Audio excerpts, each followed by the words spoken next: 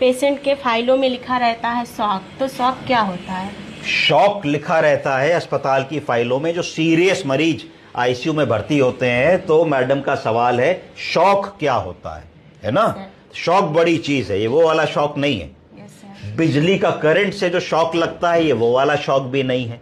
Shock का मतलब होता है एक ऐसी स्थिति जिसमें एक जीता जागता व्यक्ति जो कुछ देर पहले तक स्वतः अपना काम कर रहा है, जैसे मैं और आप कर रहे हैं, वो अपने कार्य को कर पाने की स्थिति में ना रहे और एकदम से उसकी चेतना चली जाए, ब्लड प्रेशर कम हो जाए, सांस लेने में प्रॉब्लम आने लगे, ब्रीदिंग डिफिकल्टी होने लगे, टट्टी पेशाब बिस्तर पे निकल जाए, एसिडोसिस होने लगे। इस तरीके की अगर सडन सिचुएशन आ रही है और इमरजेंसी में आप हैं और आप देख रहे हैं कि मरीज आया है, उसका ना तो बीपी मिल रहा है, पल्स बड़ी थ्रेडी मिल रही है, ब्रीदिंग बड़ी लेबर्ड है, SpO2 रीड नहीं कर रहा है, तो आप इमीडिएटली आपके मन में आना चाहिए कि मरीज किसी ना किसी कारण से शॉक में आया है। किस में आया है?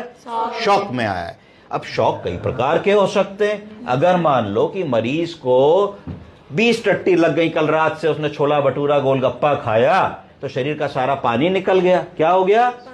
सारा पानी निकलने से मरीज का बीपी लो हो गया। उस शॉक को कह दोगे हाइपोवॉलेमिक शॉक। क्या कहोगे? Hypovolemic shock. तो यहां बात आई कि साहब volume of total fluid in the body का डिप्लीशन हो गया, बाहर निकल गया और मरीज अपने आप को रिहाइड्रेट नहीं कर पाया कि अगर 3 लीटर टट्टी से पानी निकल गया तो 3-4 लीटर नींबू का पानी नहीं पी पाया, तो उसकी वजह से शरीर का कुल total volume of circulating fluid कम हो गया और कम होने के कारण मरीज का ब्लड प्रेशर बहुत कम हो गया। जब ब्लड प्रेशर कम हो गया तो हार्ट को ब्लड नहीं मिल रहा है, तो कार्डियक आउटपुट कम हो गया। जब कार्डियक आउटपुट कम हो गया तो सारी विसरल और पेरिफेरल ऑर्गन्स को हाइपोक्सिया होने लगा और वहां ब्लड की पूर्ति नहीं हो पा रही है, जिसके कारण मरीज हमारा जो है लगभग अचेत और मूर्छित अवस्था में आया है। बीपी नहीं मिल रहा है, पल्स थ्रेडी मिल रही है, ब्रीदिंग लेबर्ड है। ये एक मेडिकल इमरजेंसी आ गई।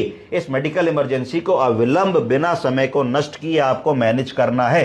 तुरंत बड़े बड़े 2 बोर के आईवी कैनुला लगा लेने हैं, चाहे आप 18 नंबर का या 16 नंबर का लगा लें, ग्रीन वीगो या ग्रे वीगो लगा लें 2 तरफ से। और अगर मरीज हमारा डायबिटिक है तो ऐसी फ्लूइड लगाएं जिसमें शुगर ना हो, यानी कि रिंगर लैक्टेट या नॉर्मल सेलाइन। और अगर मरीज डायबिटिक नहीं है तो हम लोग DNS भी दे सकते हैं, रिंगर लैक्टेट भी दे सकते हैं। ये भी जरूर देखें, जब इतना ज्यादा सीवियर डिहाइड्रेशन होता है तो बहुत बार मरीज की शुगर लो हो जाती है। तो अगर शुगर लो है तो हमको कई बार 25% डेक्सट्रोज भी देनी पड़ सकती है ऐसे मरीज में।